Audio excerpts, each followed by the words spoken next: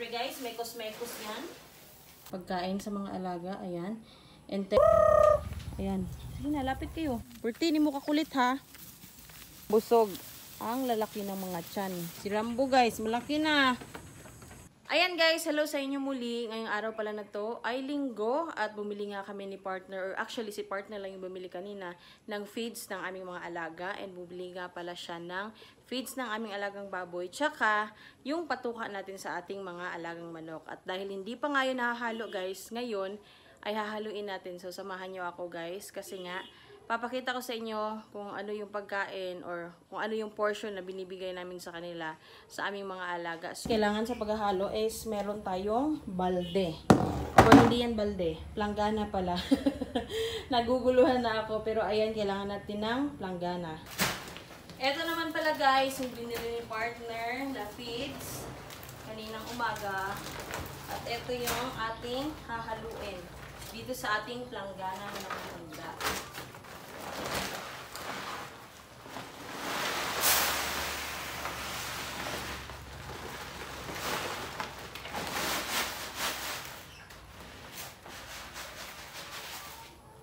Ayan, napakadami guys. 20 kilos na crack corn, tapos 7 kilos na Integra 3. So yun lang yung aming binibili or pinapatuka at binibigay namin sa mga alaga namin sa ngayon na hindi pa kayo man nagbe-breeding or hindi pa talaga totally breeding yung lahat ng mga alaga. For, ano lang to guys, for maintenance or yung pang araw-araw lang talaga na kanilang kain. Haluin na muna natin. Siyempre guys, mekos-mekos yan. Ganito lang.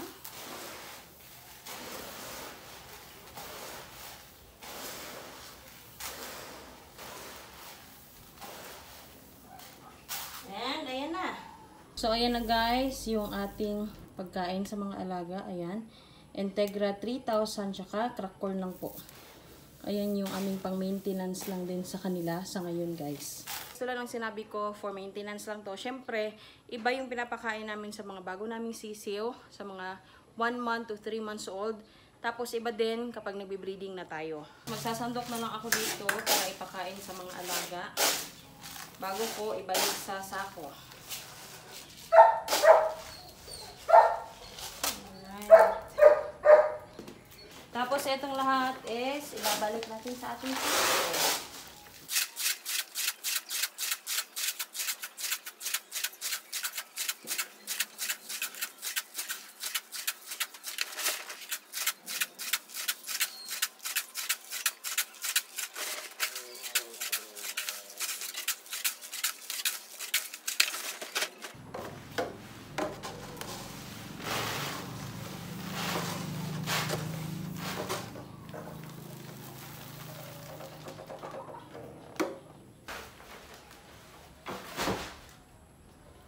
O diba guys, kita nyo naman talagang nagiging independent tayo pag wala yung partner natin.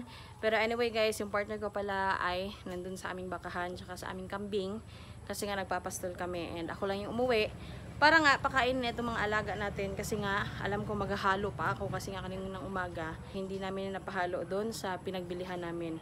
Kung minsan kasi pwede kang makisuyo doon or magbigay ka ng kahit konting tip para mapahalo mo na siya bago mo dalhin dito sa bahay. So, ayun, ako na lang din gumawa. So, ayun guys, punta na muna ako sa aming mga alaga or dito sa ating mga alagang nakaabang na. Papakita ko sa inyo guys kasi nga medyo aligaga sila kapag nakakahawak na ako nitong ating dinadalang pagkainan nila. Ayan, ito yung kanilang tinatandaan guys na kapag meron akong dala nito, sure ball na yan guys, nakakain na sila. Yan yung kanilang kumbaga nakasanayan nila. So, ayan, papakita ko na muna sa inyo guys. Ang dami nang nakaabang. So, ayan na guys, yung mga alaga. Diba? Nakaabang na yan. And kakarating lang pala ni partner guys. Kumuha siya ng tubig para sa mga baka at saka sa aming kambing. Kasi kinulang. Ayan. Sige na, lapit kayo. Oh, diba? Nakaabang na yan. Nabababa tayo, kain na. So, magpapakain na muna ako, guys. And balik lang ako mamaya. Nga, alam niyo naman din siguro yung routine ko. Mabilisan lang ito pakain, guys. Para ma-okay na tayo dito. And makapagpainom na rin tayo sa kanila.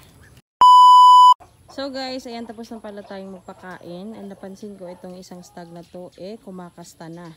Parang bumibirig na siya dun sa ating mga babae guys, na pulet. Or mga inahin na. So, eto, tatandaan natin to siya. Baka kasi makapagkasta na to siya. So, isa lang yung ibig sabihin niyan. Pwede na siyang mangaway. Magbigsa na siya guys. Kung sa Bisaya pa. So, kailangan talaga nabantayan natin. Eto namang dalawang to guys ay busog rin, and ito yung nasabi ko rin makailang beses na napaka-close nila sa isa't isa. Ayan.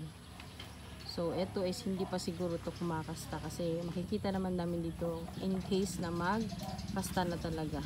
Dahil tapos na tayo dito sa ating mga alagang manok, punta naman tayo dun sa mga kambing natin para makapasok na at all set na tayo for today.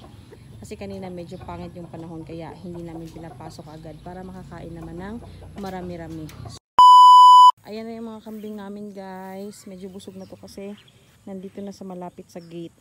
Kaya papasukin natin to maya-maya. Kasi si Daxie, ayun, pumupunta na sa kabilang part. Ayaw na ayaw ko pa naman ng ganyan kasi nga baka masagasaan. So kailangan talaga papasukin na to. O diba, ayun na oh. Napakakulit. Ewan ko na lang talaga, tapos biglang tumawid, napakahirap kapag ganun. Pwedeng masagasaan yung ating toro. Di baka wala na naman tayong toro niyan. Kaya ayan, bantayan natin to. Ikaw ha? Pertini mo kakulit ha?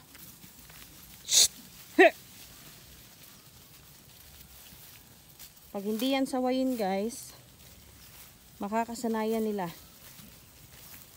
Tapos napakahirap ng abugin kapag ganun. Or bugawin. Kaya kailangan talaga, kung saan yung hindi talaga dapat pwede nilang puntahan ay sawayin. Ayan. Ito yung ginagawa namin guys. Alam nyo, 2 to 3 hours lang. Busog na yung mga alaga. Kaya kung meron ka talagang oras sa isang araw, mas maganda. Ipastol nyo na lang.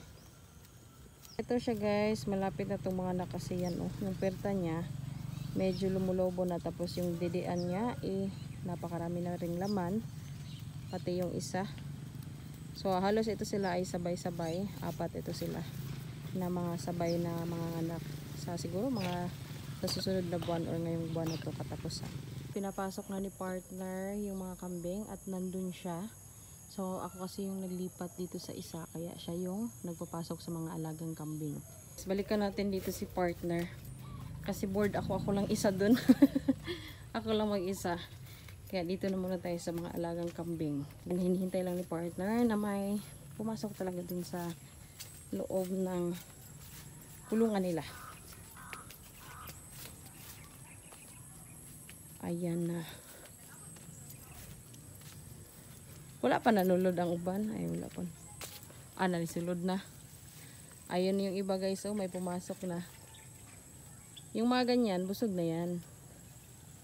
Diretso na yan dun sa bahay nila. Grabe yung tiyan, oh. Sige na, sulod na. Shhh! Hey! Sulod na! Sige na, sige na, sige na, sige na. Shhh! Uwi na po. Oh, ang bubusog. Ang lalaki ng mga tiyan. Basta nakapastol guys, maganda talaga. Pag may time ka lang. Kasi ngayon pagpapastol talaga, kailangan yung bantayan. Kailangan may nakasubaybay. Buntis! Shhh! Inside na. Shhh! Hey! Sige na! Shh! Hinahinay pa. O, di ka daog sa tiyan. Sige na! Shh! Hey! Kuribod! Di ka daog. Shh!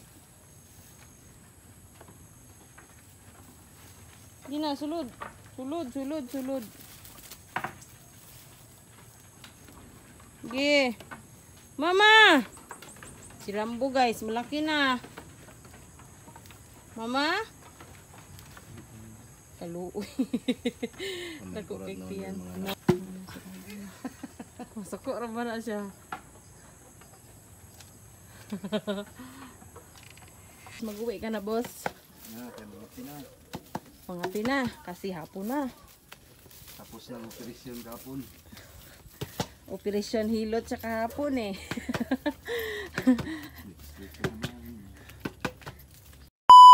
At ayan guys, nakauwi na kami sa bahay. Tapos na yung araw natin ngayon and wala naman masyadong ganap. Ganun pa rin. Puro pakain, pastol, painom ng tubig sa mga baka, of course. And ayun lang. Pasensya na po sa lahat ng hindi namin nare-replyan or kung akala nyo parang unresponsive masyado kami. Dahil nga, wala pa talaga kaming binibenta. Halos every video ko guys, sinasabi ko yan, hindi pa talaga kami nagbebenta. Kaya sana maintindihan nyo naman ang inyong handog, Inday.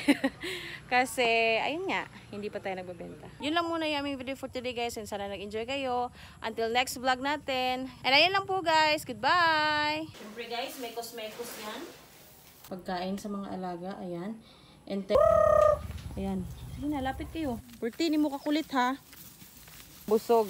Ang lalaki ng mga tiyan. Si Rambo guys, malaki na.